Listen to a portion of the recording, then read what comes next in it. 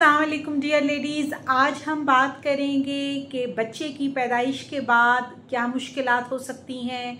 40 दिन का time period, जिसको हमारी ज़बान में छिल्ला कहा जाता है, कि छिल्ले में खातून को क्या परेशानियां हो सकती हैं या किन मुश्किलात का उसको सामना करना पड़ सकता है।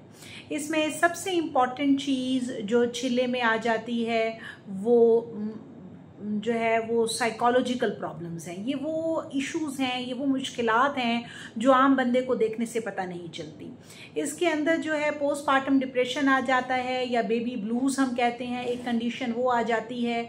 हामला खातून को डिलीवरी के बाद अगर वो बहुत एक्स्ट्रा खुश होती है, हैप्पीनेस है, या एक्स्ट्रा ग्रीफ है यानी परेशानी है, ये दोनों चीज़ें उसको अफेक्ट करेंगी। उसके अंदर हामला खातून सुसाइडल अटैम्प्ट भी कर सकती है।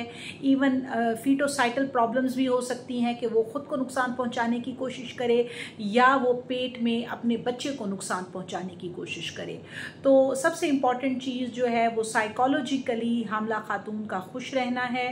तो फैमिली मेम्बर्स को चाहिए कि वो छिल्ले के टाइम पीरियड के दौरान हामला खातून को ज़्यादा से ज़्यादा वक्त दें, ताकि वो साइकोलॉजिकली प्रॉब्लम से और पोस्टपार्टम डिप्रेशन से बाहर आ सके।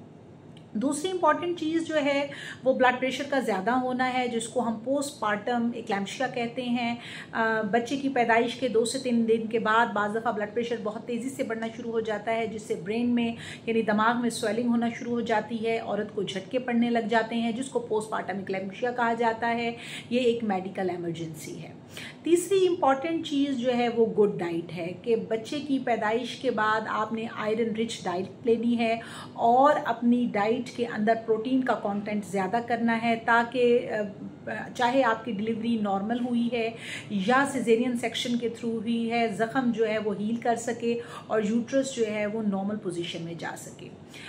इसके अलावा इम्पॉर्टेंट चीज़ जो है वो फ़िज़िकल एक्टिविटी है। डिलीवरी के बाद बहुत सारी ख़वातीन बेड रिडन हो जाती हैं, वो चलती फिरती नहीं हैं, वो मोबाइल नहीं होती, जिसकी वजह से जो है वो ना सिर्फ उसके वूंड की यानी ज़ख़म की हीलिंग अफेक्ट होती है, बल्कि जनरल हेल्थ भी फीमेल की अफेक्ट होती है।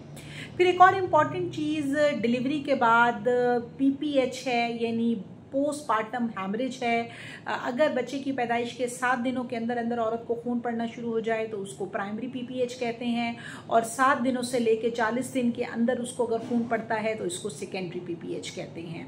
तो दौराने हमल खून का पड़ना एक एमरजेंसी हो सकती है, जो कि जो बच्चे औरत जो कि माँ बनी है उसके लिए ख़तरनाक हो सकता है।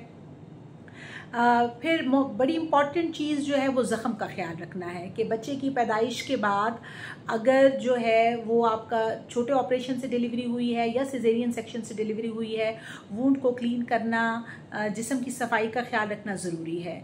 तो 48 आवर्स के बाद बच्चे की डिलीवरी के, चाहे वो नॉर्मल है या सिजेरियन सेक्शन के थ्रू हुई है, हामला प्रेग्नेंट लेडी जो कि अब डिलीवर हो चुकी है, उसको चाहिए कि वो प्रॉपर नहाए, बाथ ले और हर 4 से 6 घंटे के बाद अपने पैड को चेंज करे, हॉट सीट्स बाथ ले, प्रॉपर इस्तिंजा करे, ताकि बैक्टीरिया की ग्रोथ को रोका जा सके।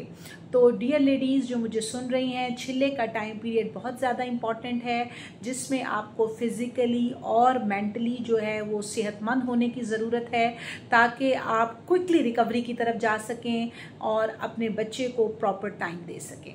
Thank you so much.